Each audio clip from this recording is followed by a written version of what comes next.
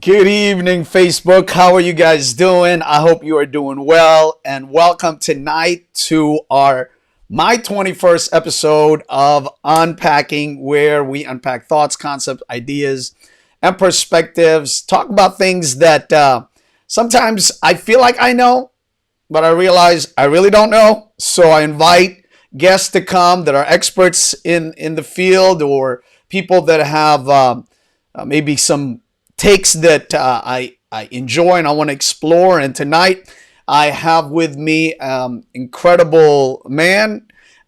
Is a doctor. He holds a doctorate in psychology.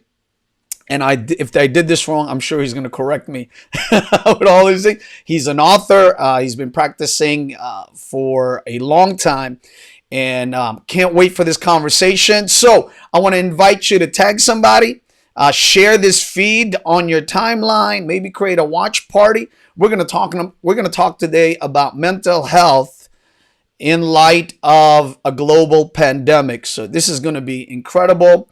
And come back in 30 seconds as I play my minister intro.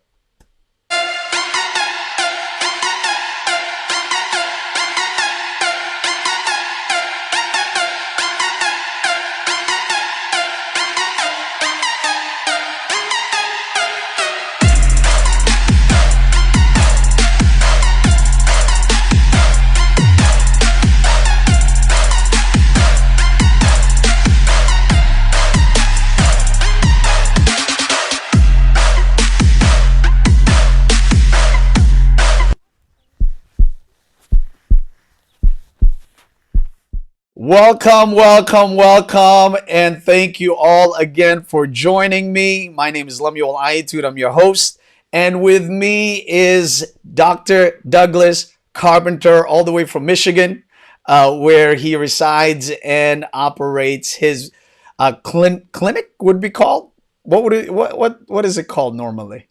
Large group practice. Yeah, there's 15 of us. Wow, incredible! And you're the lead person in your practice. I am. My wife and I, she's a licensed master social worker, and I'm a doctorate level clinical psychologist. We own the practice. Yes. Fantastic. I thank you. I know the first time you were here with me, it was through our mutual friend, Miss Brittany, and we Yes. spoke a little bit about the beauty and the blessing of therapy. Therapy. Correct. And I wanted to have you come, especially in this season. I hope that's the I hope it's only a season. The Mhm. world is in on this pandemic due to the COVID-19 virus. But before I get into the conversation, before I ask you the questions, I'd like to ask you, and before I ask you to unpack certain thoughts concerning the issue, maybe you could share with our audience who you are and a little bit something about yourself and how they can reach you if they want to. Sure. Okay. So, like he said, my name's Dr. Douglas Carpenter. I own a practice in Auburn Hills, Michigan. I've been a licensed psychologist since 1998. I have a master's degree that specialized in addictions and rehabilitation. So I work with people who have all types of addictions, chemical addictions and behavioral addictions. I mainly work with men, focused around men's trauma, uh, sexual trauma, sexual abuse, um, and I do evaluations for different kind of uh, like operations needs, spinal cord stimulators, bariatric surgery, people wanting to be a police officer.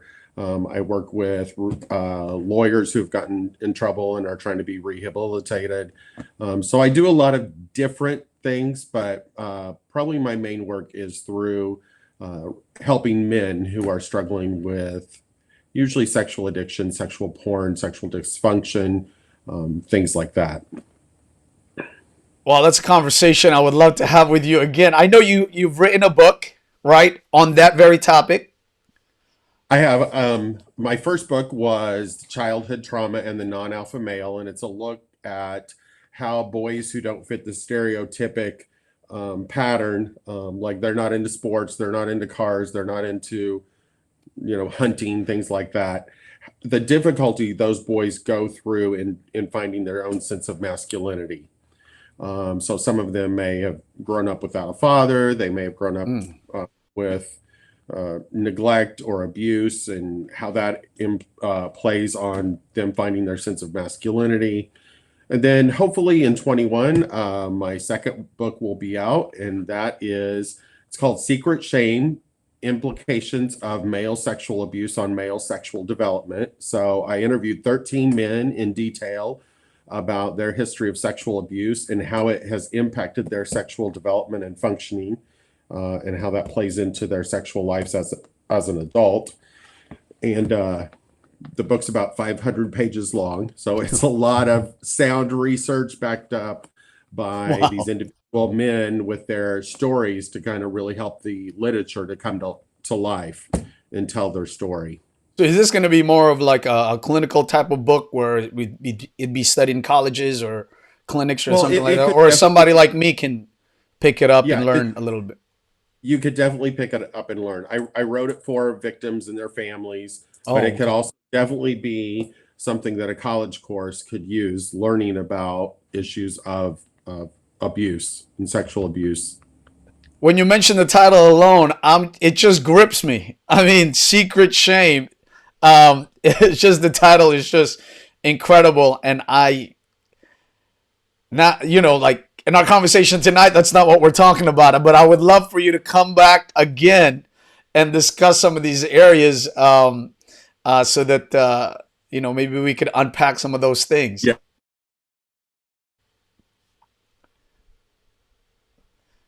the reason that two different long-term studies showed that men wait 25 to 26 years to ever tell anyone about their abuse. Wow. And so they hold on to this secret for so long. And so that's why I chose to call the book Secret Shame.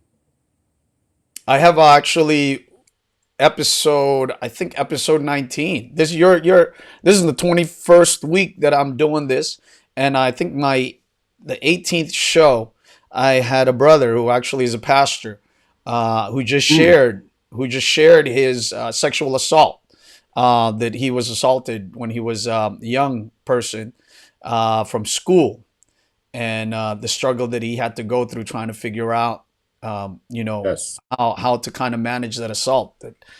right. Maybe when I have you back, we'll have him come and and that will be a very interesting conversation, I'm sure. Yes, it would. Yes, it Yeah, would. something definitely an area that as a pastor I would love to be able to know, because I'm sure there are people that are suffering. If you say 25 years, my God. Yes. Yeah. And statistics show that 1 in 6 boys have probably had some event in their life I know of I some. have. Thankfully, not directly at me, but in surrounding ways, and probably Yes. share that when we come back.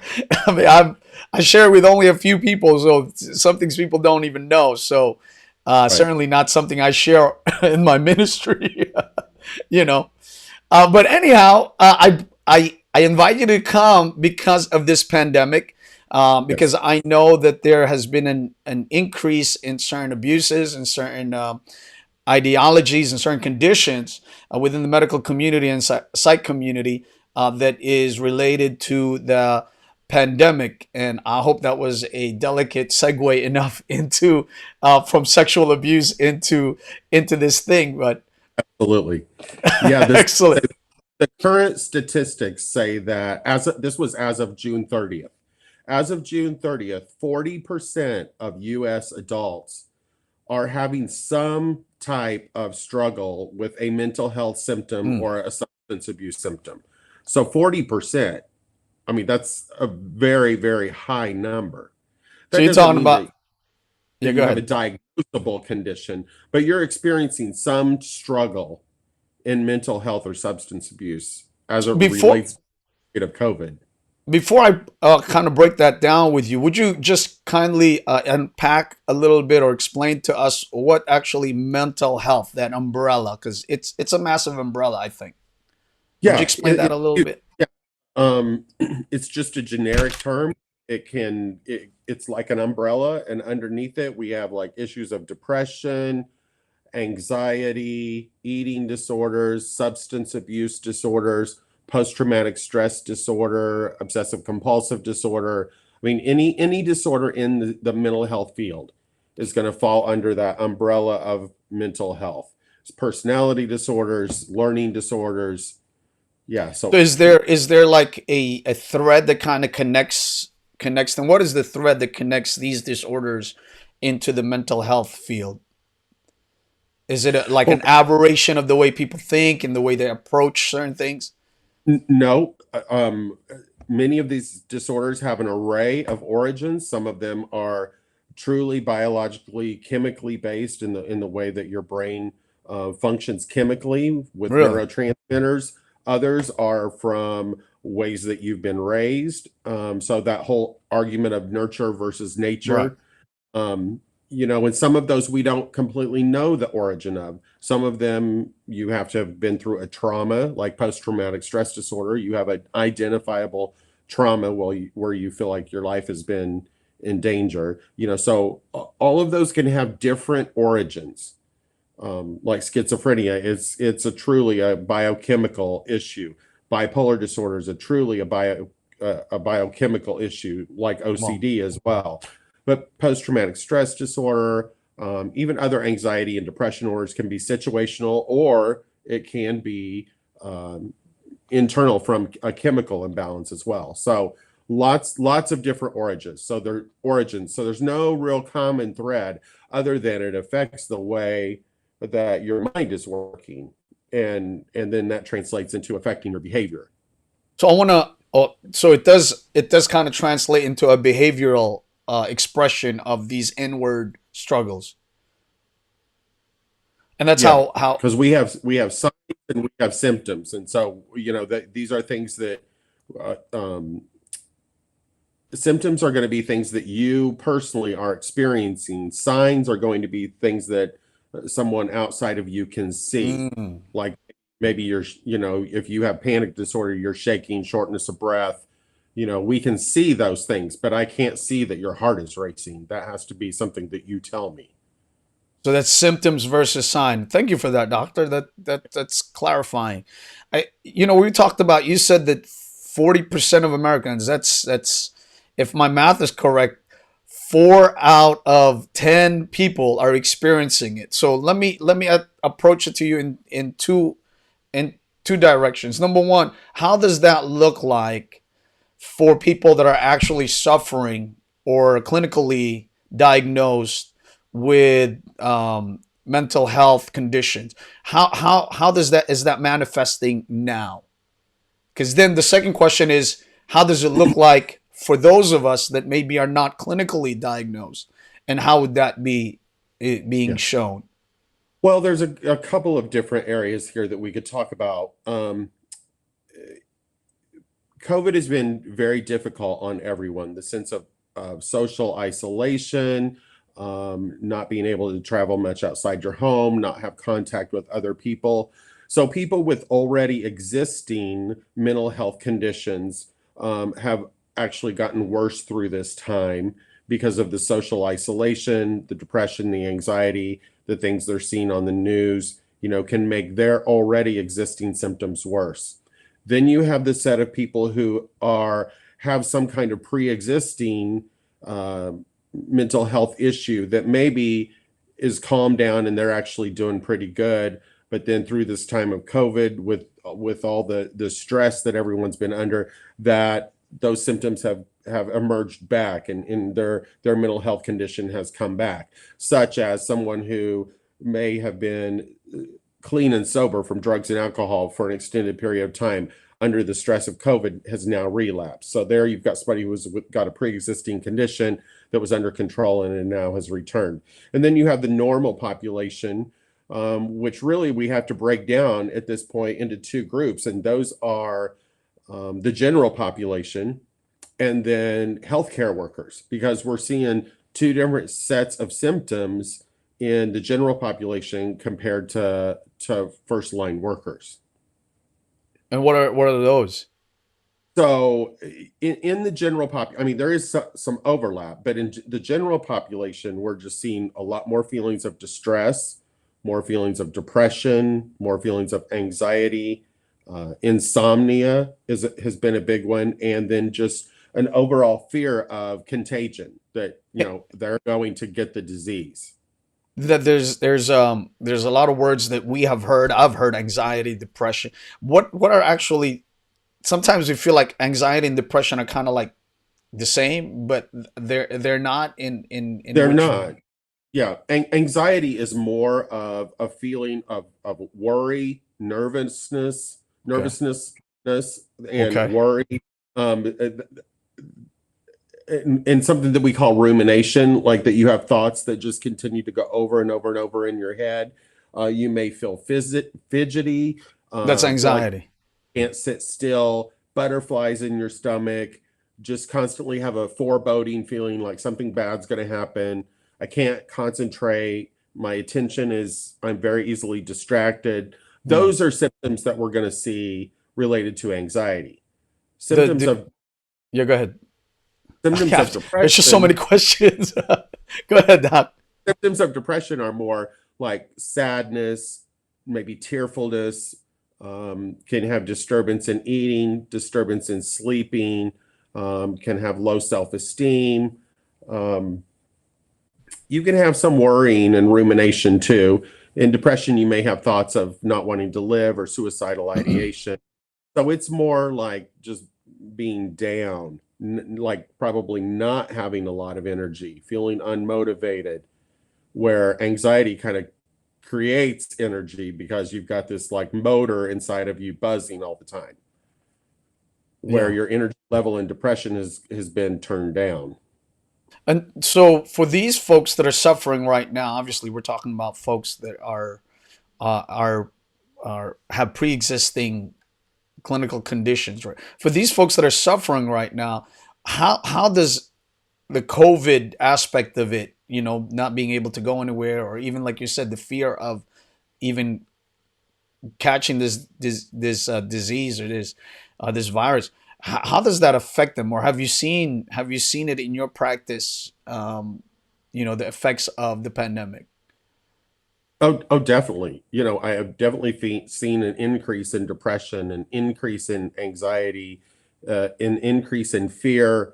We've definitely seen an increase in substance abuse, and people relapsing. So yes, we have definitely seen those things increase in the practice. Is there a And difference?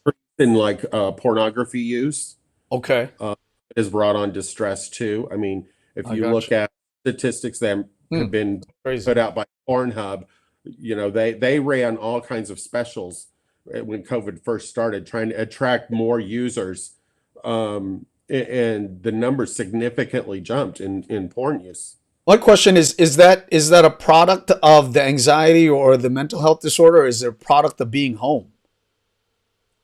Well, I think it's more a product of being home. And I think it's a product of being anxious or depressed and looking for stimulation because Huh. the social isolation, your lack of being around people, your lack of interaction. And so most people have then turned to the internet, turned to social platforms, Facebook, Instagram, Zoom, Snapchat, Wow. Skype, use of Mm, pornography, just this is. trying to have some kind of social contact with And I people. wonder, I wonder if this kind of interaction, people don't even know, and especially in the church, it's kind of like that issue of sin and immorality, and then they're entering into this place, and they don't even may not even realize that this is a result of the pandemic more than just a result of their sinfulness or lustful nature coming back Well, with a yes. roar.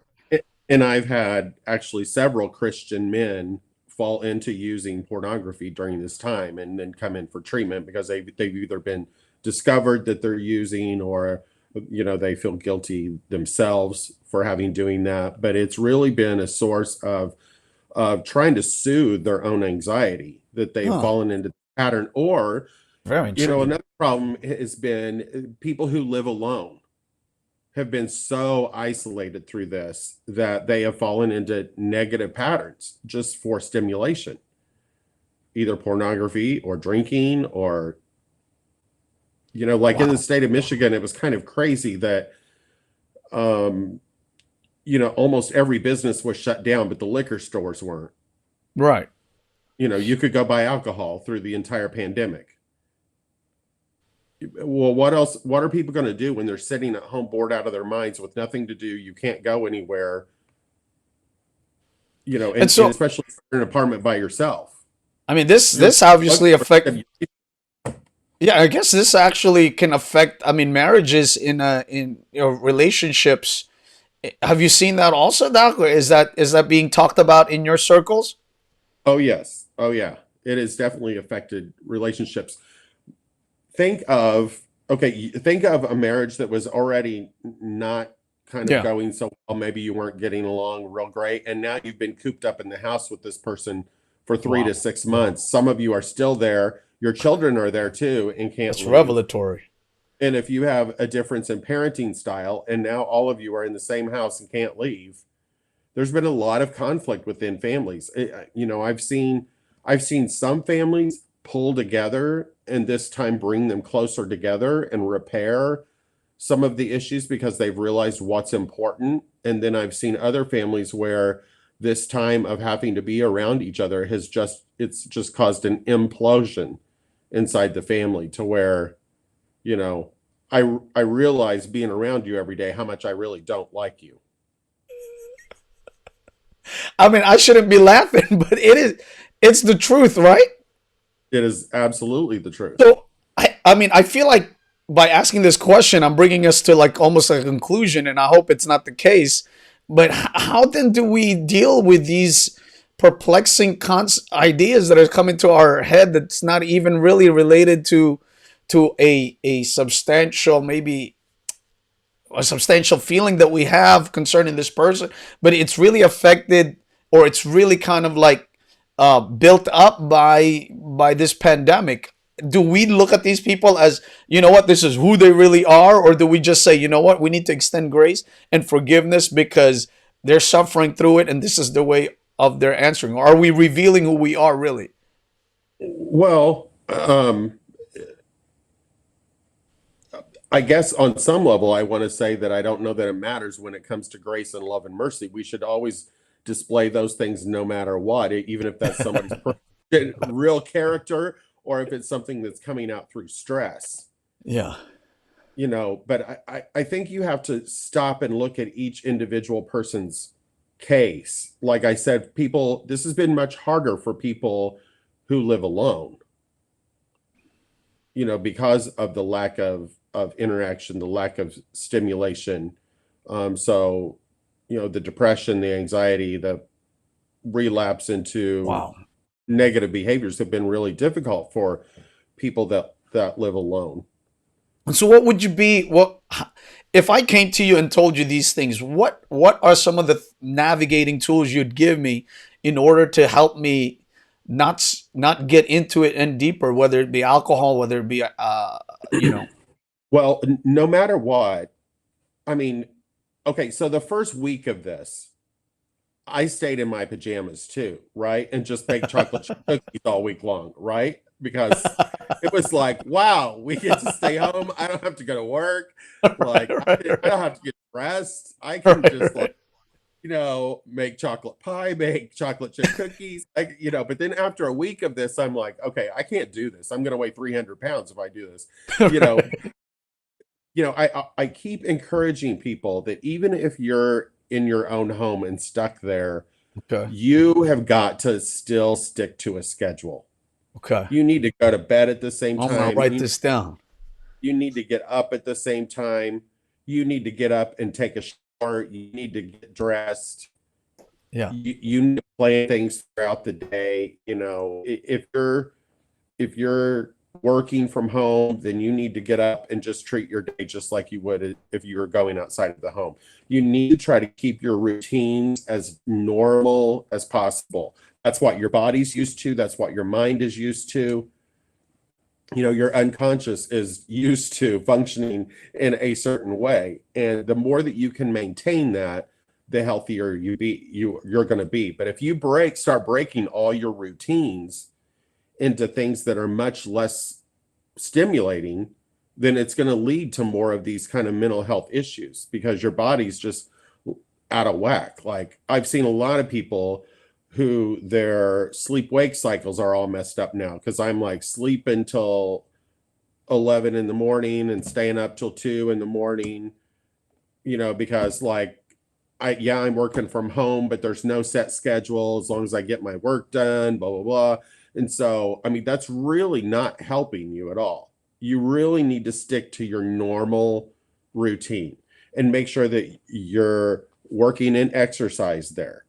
A lot of the gyms closed down. A lot of people stopped exercising through this. You need to maintain a regular cycle, exercise, keeping a healthy diet, all those things are very healthy for the way your mind and body are going to function. And so you need to maintain your regular routines. Is there anything else outside maintaining schedules? Well, I think you need to do what you can to maintain your social relationships. I Mm. think, I encourage people to, especially people who lived alone, or even if you were your small group, to go ahead and meet weekly or every other week or whatever your pattern was, but do it through a group Zoom meeting. Mm. Maintain those connections, maintain those relationships, check up on each other, check in with each other, continue to go to church online, It was try to get interesting. your interactions up so you're not socially isolated. Interesting because that's as when the pandemic happened, obviously, and the lockdown measures were applied. As a church and as the leader of a church, I went right ahead and I was set up for live streaming. I knew a little bit of the techniques and things Yeah. of that nature. I didn't have this kind of setup that I had right in the beginning until this software, Ecamm Live, came in onto my lap. I feel like from the Lord, really. That's why I try to promote it. But anyway, one of the things that we did go into Zoom and requested people to come. We wanted to do Tuesday night tag-ins, just to say hello to each other. Thursday night Bible study, and then Friday night prayer, and then Sunday morning. And I felt like it just got a little bit too much for people too. They're like, we already have to go to work online. We Mm. are so bombarded now with all these online things. I can't go extra seeing Yeah. this computer anymore. Those people, they're kind of like the computer has become an enemy to them. Yeah. Well, and you do have to keep your life in balance, as much as you can. If you are spending all day on the computer at work, you probably don't want to be in a bunch of Zoom meetings doing stuff at night, but that's where, like, if you have a family, you need to make sure that the family is getting together, still having meals together, interacting together, face-to-face interaction as much as possible. You need to keep your life balanced and try to keep it on a normal schedule as much as possible.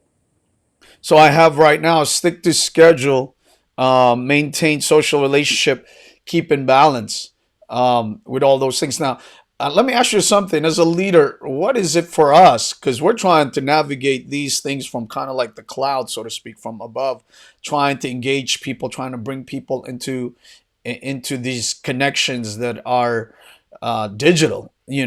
How does it not how to affect the people, but what about those of us that are trying to lead in this time? How you Well, know? well, again, I think it's about balance. You have got to know when to turn it off as well. You cannot be responsible for everyone and everything. Your influence, your ability to control or impact people's lives at this point is somewhat limited as well. So you have to accept and recognize what I can do, how much I can do, what's realistic, and I'm not going to be available 24/7. You need to, like, it's almost like maintaining office hours. You need to Yeah. have some boundaries around what you're willing to do and what you're willing to give because you have to keep your life in What balance as well. what do we say to those that that are pastors? Obviously, you've been in the church for generations now, your family. From our last conversation, for those Yeah. that may be Yes. asking how I know this, from our last conversation, he did share how generationally he's already in the faith and Pentecost, things of that nature. Yes. But what do you say to those that I know there are pastors that deal with mental health issues that they may not even acknowledge, and it's affecting the way they are leading in this pandemic. And I was wanting to kind of like talk about the general population, but let's talk about leaders in this time, because I think there are many leaders that are quitting.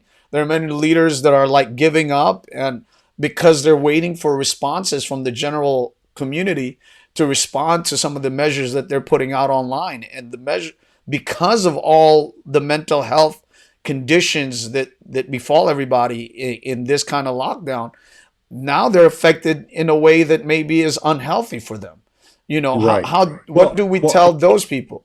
I think this is such a time of uncertainty in our society that you can't base your own personal success Mm. on any of the statistics or responses that you're even getting from those attending your Bible studies online or those attending your church.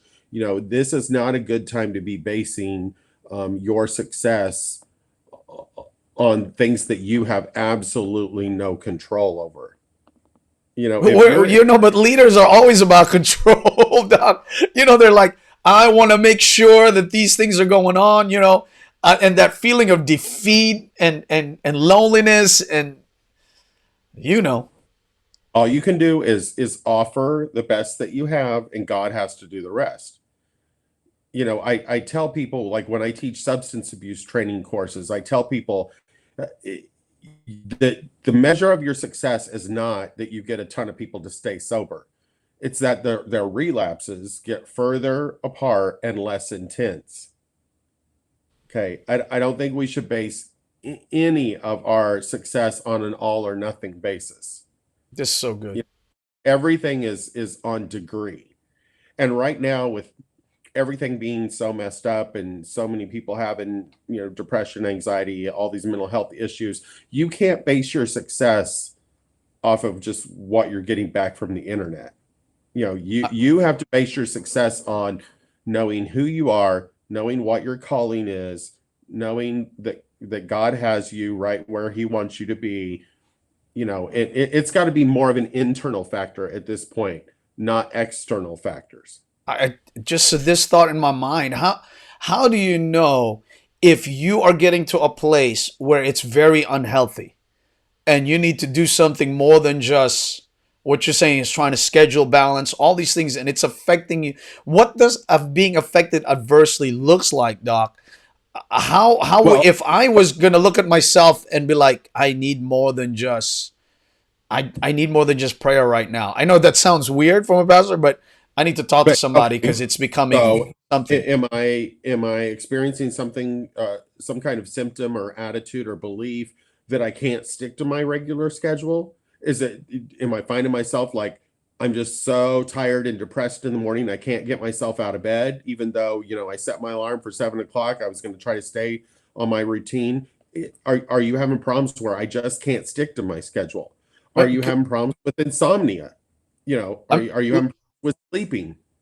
like you said earlier in this conversation, how that we stayed on your pajamas and you just kind of binge, So when does that become like, dude, you need to do something about the situation here because this is no longer pajama and cookies Right. and milk time. Well, and I think, like I said, okay, that was fine for the first week, but then you have to shake yourself and go, okay, this isn't going to work for me. This isn't healthy. I need to get back into my daily life and my daily routine. So if you've been doing this for 2 or 3 months now and you're continuing to stay in your pajamas and binge on sugar and all these things, this is not a healthy pattern for you. You need to get back to your normal routine in your daily life, and it's self-discipline at this point. You have got to impose some self-discipline standards for yourself. and You not sound like you're talking about my mind because I was telling myself last week, I was like, dude, your discipline measures need to get going, bro. You're just letting things go. right, right. And we can't just let these things go, for your own What, mental health.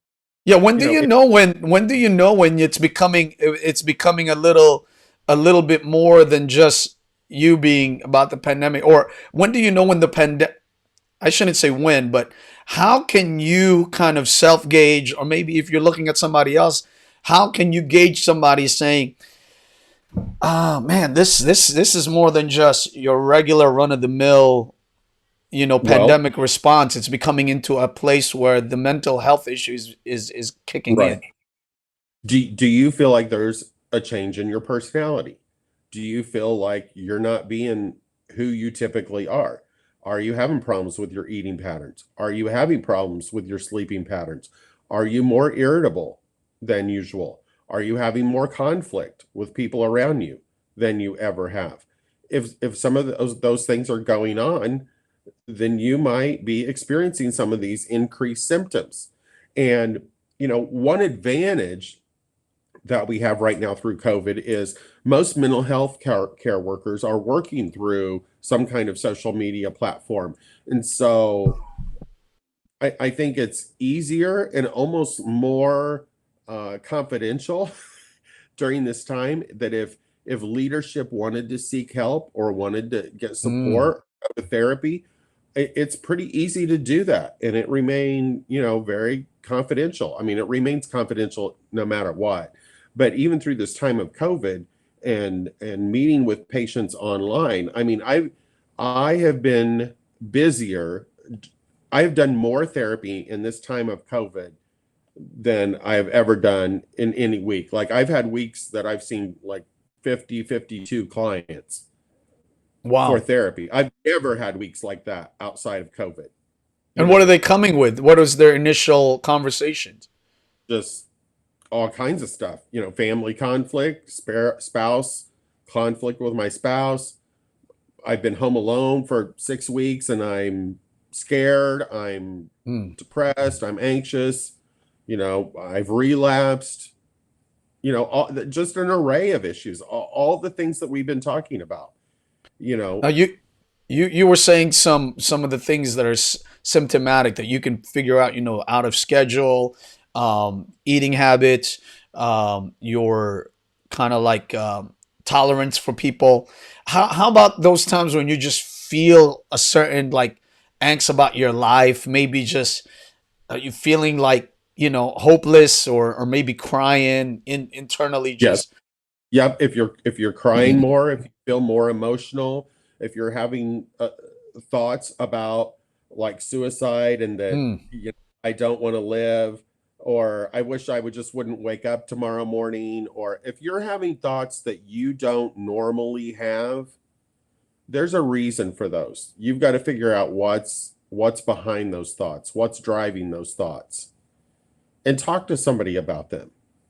You know, and we what would be those kind of like I mean, I know there's a lot depending on what, but what are the normal I guess it would Well, be some of them the would fall in pandemic, what right? I call the existential questions, like what's the meaning of my life? What's the Mm. purpose of this? What's the Is purpose there a of my lot more of that in this time?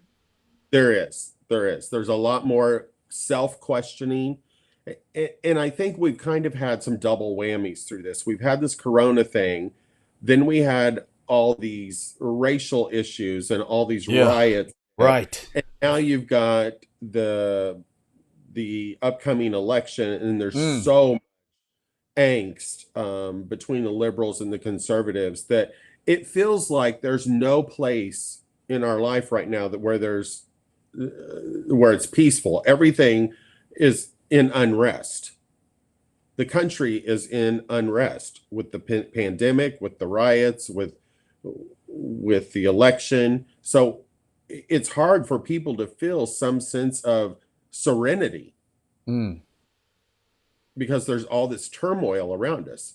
And I mean, the news just, and that's another thing. You have to limit how much stimuli that you're Mm. intaking from the news, from reading the newspaper online, because it's all just a lot of negativity right now. The media is out of control with the way they're blowing things out of proportion. Just in even the language that they use. If you listen to the very language they use, it's dramatic, Yeah. horrific. They're using these big descriptive words that are just to the extremes.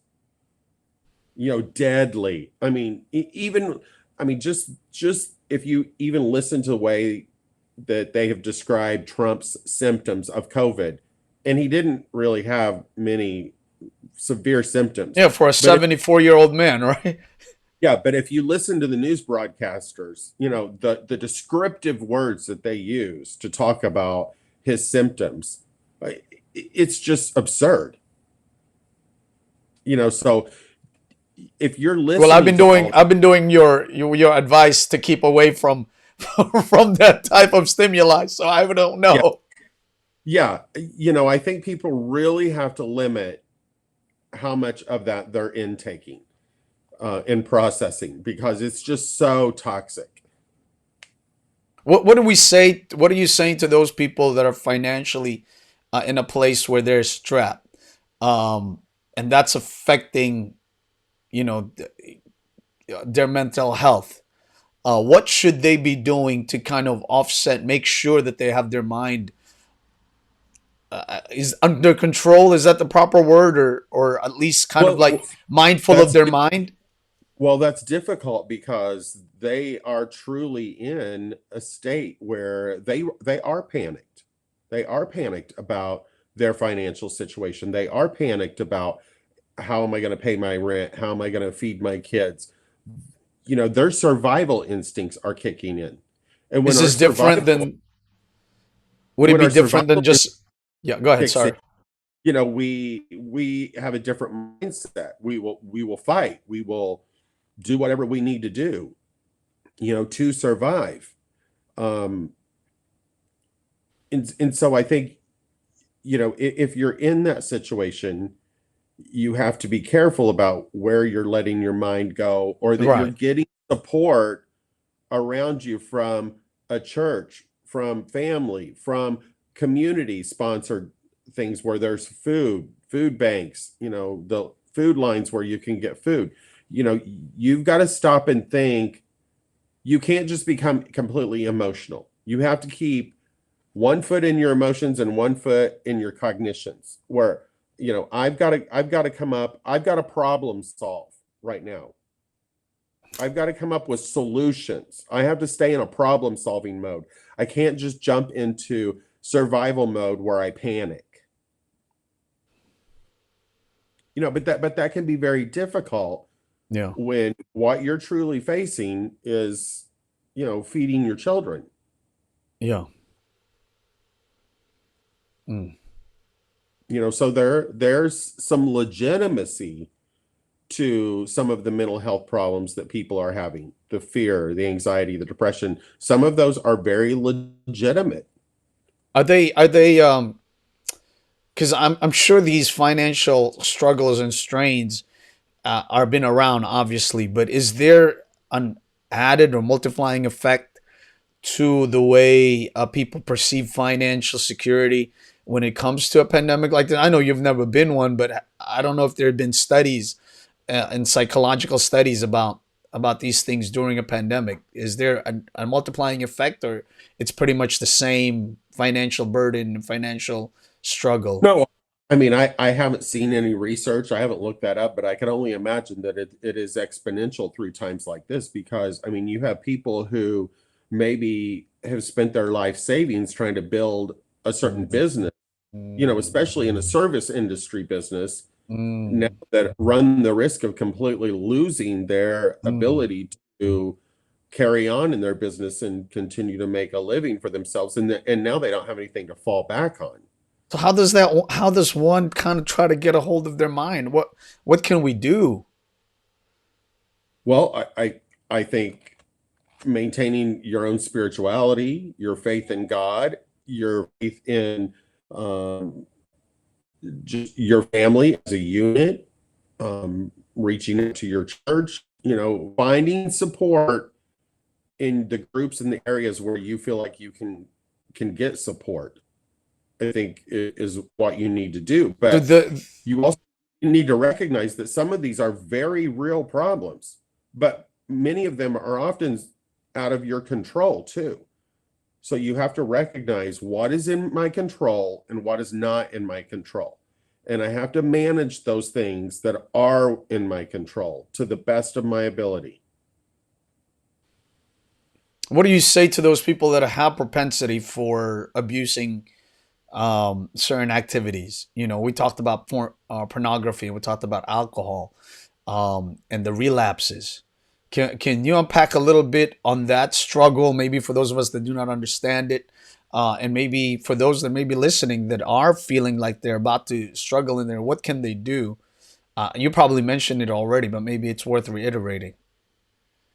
Well, um, you recognize if you're sitting in an apartment alone and you're feeling really socially isolated, really alone, just not being able to connect, and you feel like you want to do, like you just want to drink, you just want to numb out, you want to watch porn, you want to gamble online, you just one of these negative behaviors to just numb out, you've got to find better coping skills.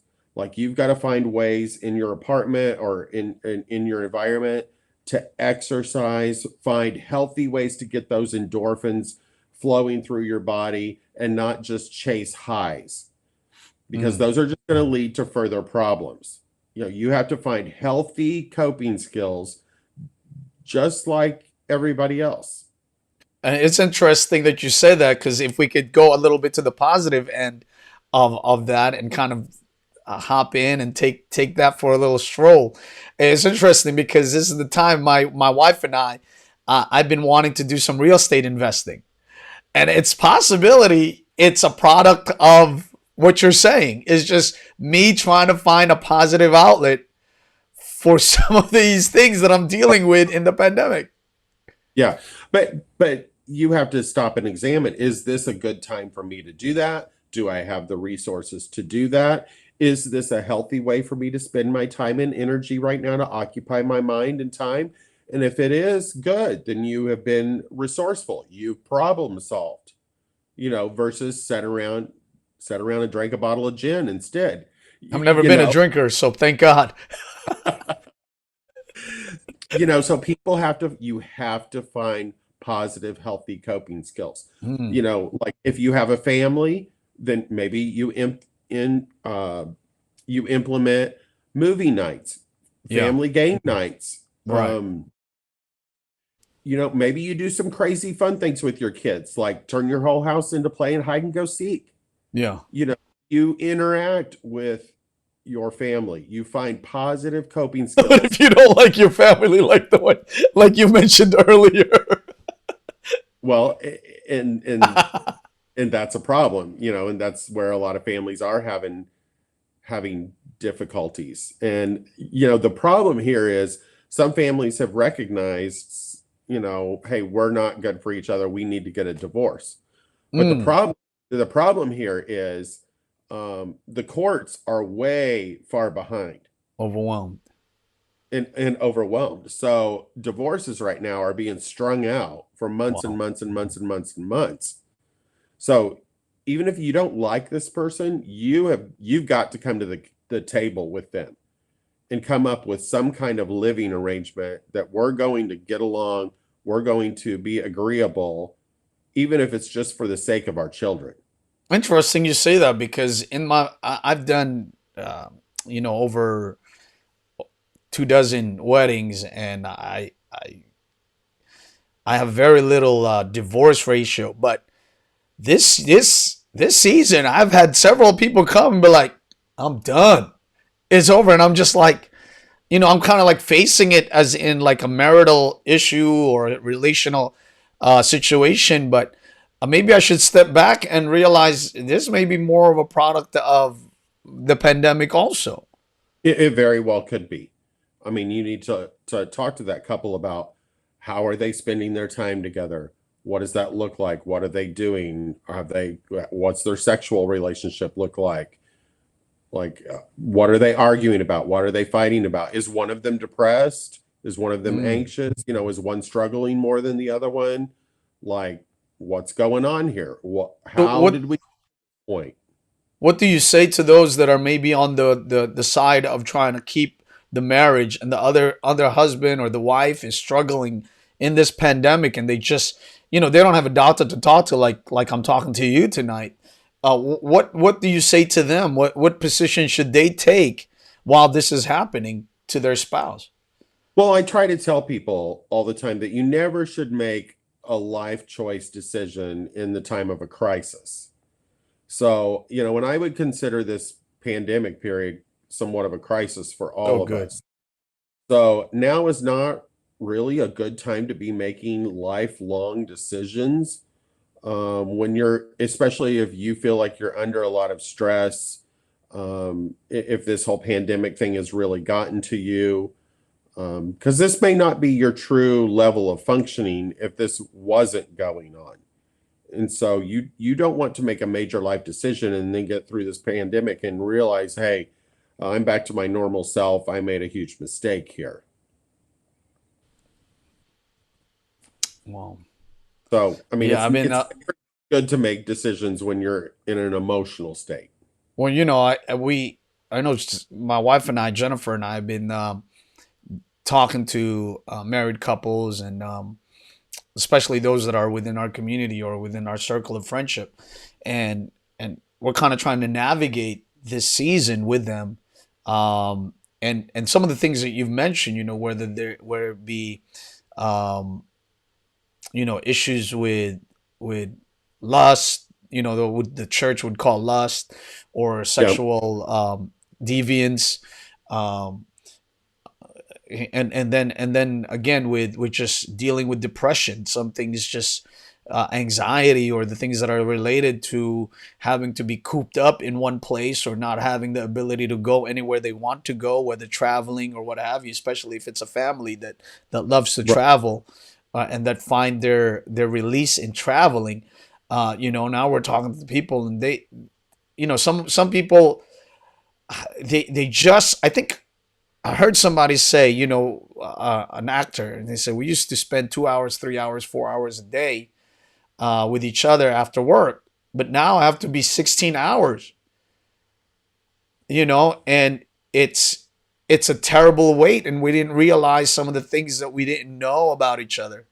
Maybe is Hmm. there something like that, Doc, that people are finding Oh, out certain things about, and it's kind of like revelatory to them, and it's shocking them sure, on top sure. of everything that they're dealing with?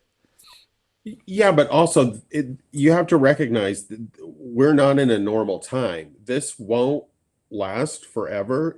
I hope that sometime within the next 6 months to a year, our lives start to get back to some level of normalcy to where maybe you're not cooped up with this person all the time and your life can get back to normal. And, but it doesn't matter. You take any two people and put them together and have to spend that much time with each other, there's eventually going to be conflict. We're Is just it human. is it clinically okay? Can you say, as a clinical clinician, is okay is okay to feel what you're feeling right now, but don't Oh, react to it? yes, yeah.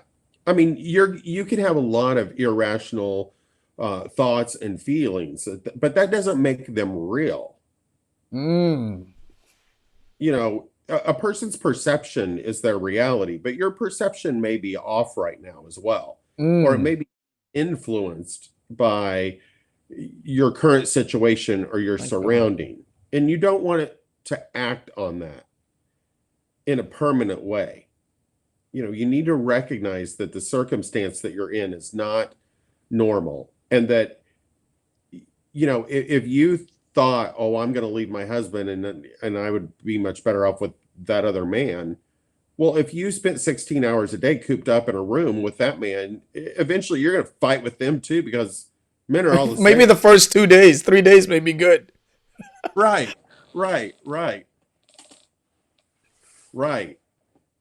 So, that's just a factor of human nature. I mean, it's Mm. okay to admit that we're getting on each other's nerves.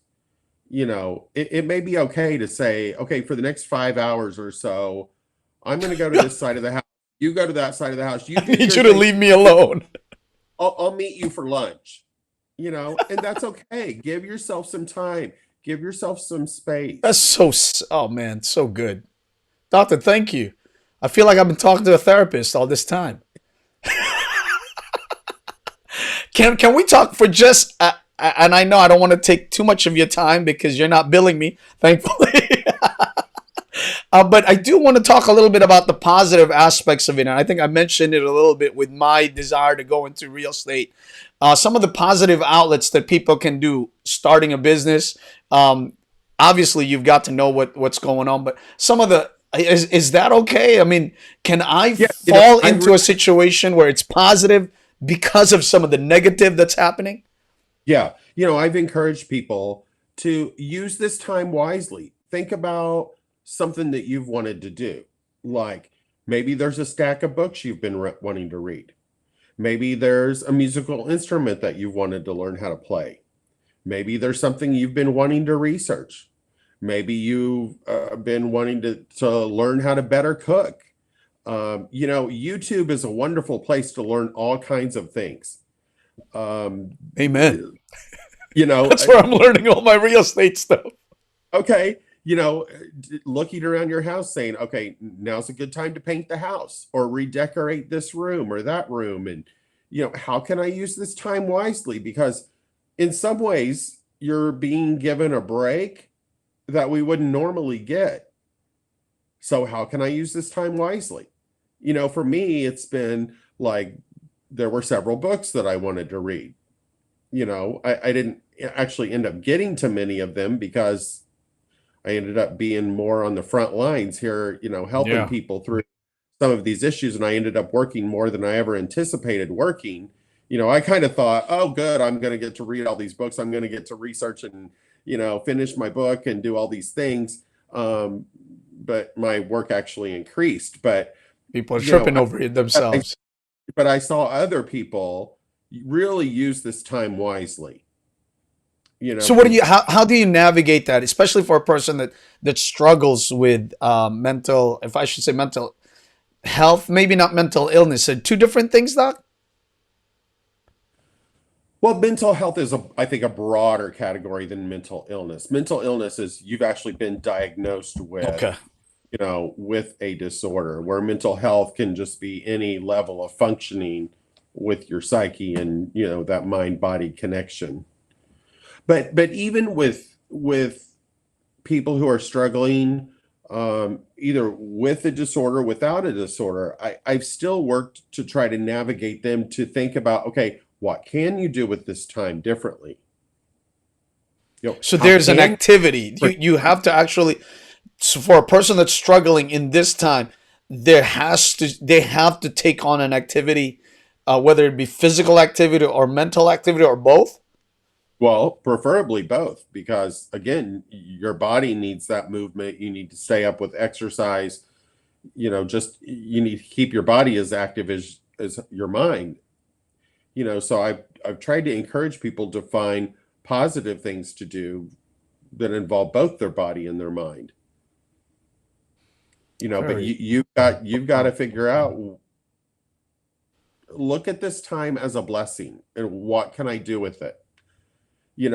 I know personally one thing that I did through COVID is I've always struggled in my life to maintain a morning routine, a devotional time of reading the Bible and blah, blah, blah, because my life has gotten so busy that there would be mornings I'd struggle with getting to that. But through this time of COVID, I really set aside time every morning where I was going to do this. And now for months now, I've had it as a regular routine. And so Mm. that's something I'm walking out of COVID that I feel much better about.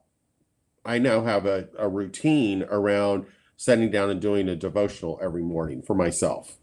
It's also helped me spiritually. It's helped me personally. It's helped me in my work. It's helped me to stay centered and to stay focused. Mm. Another thing that I have encouraged people to do, especially if you're dealing with with anxiety. You can do things to help calm yourself. There are all types of YouTubes out there that use progressive relaxation, use prayer, use meditation, use guided imagery, things that you can do to help calm your system. Yoga, just some ways to help calm your Don't say that system out if loud you're to Pentecostals, having though. anxiety. Yeah, I know. The Baptists maybe, but Pentecostals, I Yeah, don't know. We still got issues. that, that's all voodoo devil stuff, right? That's right. Well, I'm you revealing know, to our audience how incredibly effective religion and faith can be in dealing with the situation. I mean, can we take that last portion of our time here and talk about how faith uh, positively or maybe even negatively is affecting people during this pandemic? yeah, well, I think um, this has been a really good time for you as an individual to figure out, was your relationship with God based on your relationship with God, or was it based on my social connections at the church? Oh, now you're preaching, Doc. You're literally preaching.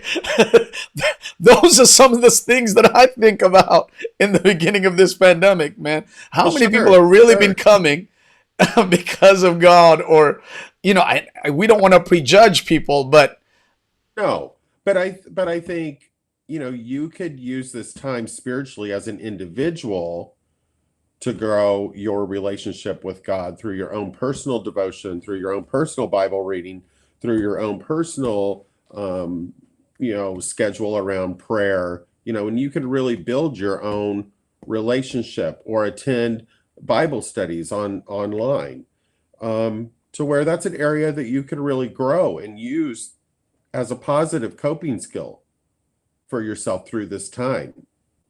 Even if you did come to realize, hey, I think I was going to church for more the social aspect of this, and I that's kind okay. of It's lost okay. It's okay to it. realize that, Is. right?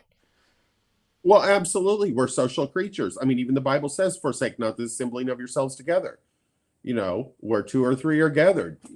All those things are important. But And God maybe used, it may be even a springboard into a deeper relationship with God because you realize, you know what? I was using church absolutely. as a social construct as opposed to a spiritual connection. Right, right. And so, you could walk out of COVID in a better spiritual place than you were before, because now you really have a true, genuine relationship, personal relationship with God, where What, when what you do we go back to church, that communal feeling, will be even better for you what do because, we say to those people that are losing their faith in the midst of all of this? well, I think it's important that you make a decision to hold on to your faith, and that, we need faith now more than anything, because we need something to believe in. We need some positivity in our life. We need to um, turn to God. He's the author and finisher of our faith.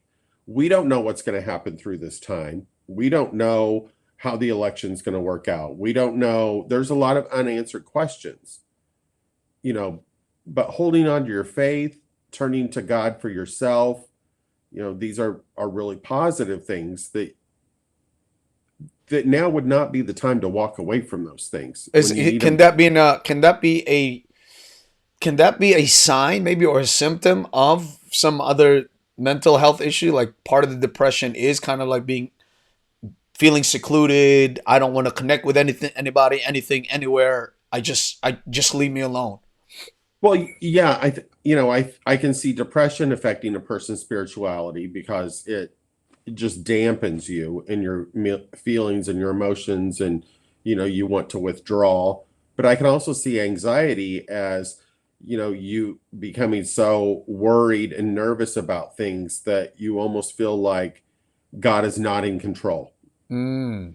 Like, I have so much worry and doubt that I just can't accept and live with my faith right now that things are going to be okay, because everywhere I look, things aren't okay. So how detrimental and what approach should we as leaders, as church leaders, especially those that are communicating the gospel. What is our role in that? Well, I think you have to normalize people's thoughts and feelings. Okay. That we're This is all good. human, we're all having the same thoughts This is good. and the same feelings, and it's normal in a time of crisis to have these kinds of thoughts and feelings.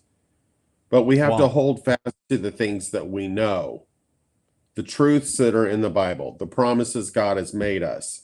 Those are the things that we have to hold on to. The preacher shouldn't be like, you should be online. The devil is working. This is not the time to. This is not the time to take out the whip and the rod. No, right now is the time to be very loving, encouraging, full of grace. You should be encouraging your congregations to, all the stuff I've said. Keep your schedule, stay connected, spend time Should in we the say Word. that actually? Would you encourage the leaders to actually mention what you just mentioned? Oh, absolutely. 100%. It brings me to this issue. Are we the leaders of the church? Are we? I hate to use the word for it, but should we be mindful? I was going to say, are we responsible? But I think this is better put. Should we be mindful of people's mental health in this time? Well, let me ask you this. Are you a preacher or are you a shepherd? Mm, that's a personal question. I Hey, hope the shoe I fits. hope I don't know. both. I hope both. Yes, you have to deliver the word, but your calling as a pastor is to be a shepherd. Mm, And to be a shepherd, you have to watch the sheep and you have to see what's going on with your sheep. And you have to meet them where they're at, and provide whatever it is that they need. And right now, people need a lot of encouragement and a lot of positivity and a lot of normalizing their thoughts and feelings. I like that last part, normalizing thoughts and feelings. Yeah. Yeah. I mean, yeah, I think it's important to preach baptism, but you may not be able to baptize somebody right now. So, yeah, that's important, but that may not be what people need to hear right now. You may need to be really preaching and teaching about um, holding on to your faith. Mm, And what does that look like for you? yeah. And how can we assemble ourselves together during these times? If Yeah. we can't get together in And this is not just like you're not saying this is just a matter of biblical obedience, but this is actually mental health. Like gathering together, this is for your this is not just following Hebrews, Hebrews 10:25 to gather together. This is a measure of keeping your mind safe during this time. right, right, and Wow, supporting look one at that. another. Look at Yeah. that.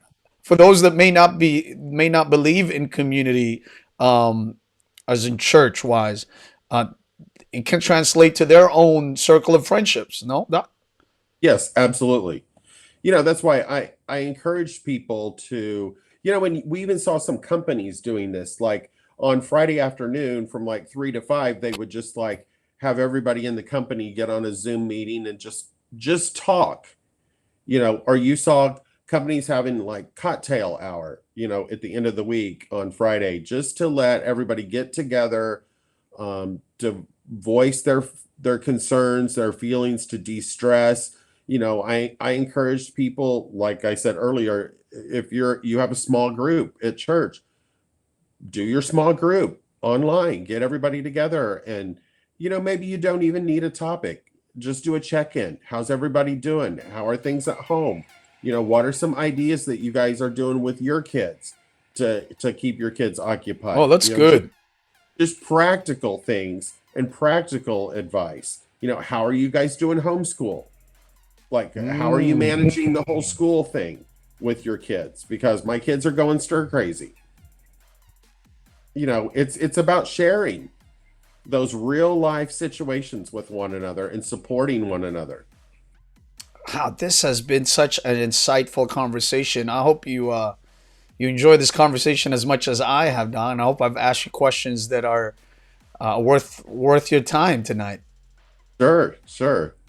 Yeah, I just think everybody needs to be conscious of your mental health care and your physical care right now. In monitor yourself. If you are feeling and thinking differently than you feel like you normally would, pay attention to that. And if you need a counselor right now, reach out.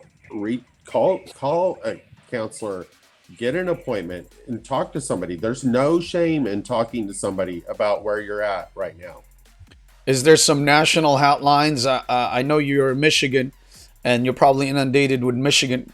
What did they call it? Michiganites, Michigan, Michiganers, Michigander. Michiganders. Yeah. So you're probably inundated with them. But are there is there a national a place for inquiry for maybe faith-based folks like yourself? Yeah, there. I mean, if you're looking for a therapist, you can go to Focus on the Family. They have a website there where you can find a Christian therapist in your area. The Dot Christian org or Counsel. dot com? Um, I think it's .com, but I don't know for sure. The Christian Counseling Association, you could look them up. They also have uh, a website where you can find Christian counselors. Also, if you go to psychologytoday.com, that's another place where you can type in your zip code and you can find therapists that are in your area. And you can even look for faith-based people through there, even though that's a more secular website. But you can put in Christian faith, and you can search for people. Or if you want to talk to somebody who specializes in depression, you can type what issue you're having into that website, and it'll bring up people in your area that you could contact. And so there are very easy ways to find someone to talk to. Is there actually within the community of clinical psychologists? Are they actually talking about this pandemic? Is this a conversation that the professional community is Oh, really going into? yeah, absolutely, because we've seen such a rise in mental health issues. Just in the third and or past the second quarter of the year, anxiety was up 3 times Wow. of what it was in the second quarter, and depression was up 4 times more than it was in the second quarter. So yes, the mental health profession is greatly watching these issues, and especially issues around suicidal ideation. Um, Yeah, we didn't even talk about that. I mean, that's really right. dangerous. Top dangerous in this area in this time. Yeah. The most recent statistic that put out is that 10.7% of the population right now has had some suicidal thought Mm. through the pandemic. So And suicide that's is an increase. Is that an it's increase? How much of an yeah, increase, Doc? yeah, it's an increase. Suicide is the 10th leading cause of death. My God. And it has definitely taken a jump right now through this pandemic time Yeah. because of the increase in these types of thoughts. People are fearful, I'm going to get the disease and die anyway. They're having all kinds of irrational thoughts that are then leading them to think, well, we're never going to get out of this. Life's never going to go back to normal. Mm. I don't want to keep doing this. I'm too depressed. I'm lonely, whatever. And I know we're wanting to close this out, but for those of us that have people that know people that struggle with suicide or suicidal ideations, what should be the markers that we can look for to know that somebody is beginning to kind of get into that road a lot more than Well, the never usual never be struggle? afraid to flat out ask. Really, just You ask. know, ask. Are you feeling suicidal? Are you having bad thoughts? Are you wanting Really, to that harm yourself? doesn't. The fear is that makes them start thinking about those things. Nope, nope. You've got to ask. You've got to just flat out ask. And when you really want to be concerned is if the person tells you yes, And then you need to ask them, have you thought of a plan? Do you have a Yeah. plan? Yeah. If they've thought out how they're going to do this, you need to take that very seriously and get them Wow. some help, because they've taken that general thought into more of a planning stage. And what is that? What does that help look like? Am I calling the hospital? What am I doing? You can call 911 to Really? come out wellness check on them, and they can determine if they need to go to the hospital. If it's a family member and they're having thoughts like that and they've come up with a plan, yes, I would say take them to the ER. Uh, They be and they would evaluated. have the capacity to evaluate a person that is Yes, struggling with that. yes, absolutely. Wow, that's tremendous. But don't be afraid to ask.